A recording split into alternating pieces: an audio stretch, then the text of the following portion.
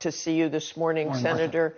What is your reaction to this peace proposal that is on the table? My reaction is it's awful. It would make Neville Chamberlain's giving in to Hitler, the outset of World War II, look strong in comparison. The fact that this was almost a series of Russian talking points would require Ukraine to give up the totality of the Donbass, parts they still control, cut back their military forces going forward, never be able to join NATO.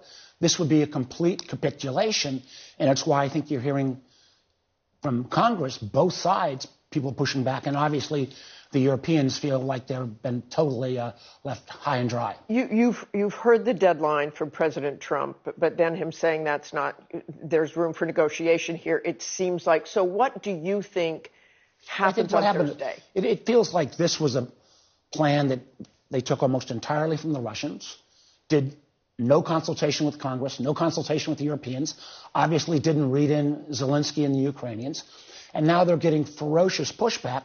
So one more time, Trump is changing his deadlines. Of course, how he picked Thanksgiving to start with, I have no idea. But now, even with this this back and forth that it's not really an American plan, or is it an American plan? This is the kind of chaos that unfortunately represents so much of the Trump foreign policy. So what do you think President Zelensky should do? He's been through this before. It's kind of back and forth with this White House. They support you, they pull it back. Do you think all of this proposal, which seems to heavily favor Russia, is that just a starting point? Well, I would hope so. Again. I would hope so. The Ukrainians have performed magnificently in the field. They are reinventing the nature of warfare in terms of use of drones. To have this proposal forced upon them, I think, as Zelensky said, Ukrainian dignity versus giving up a partner.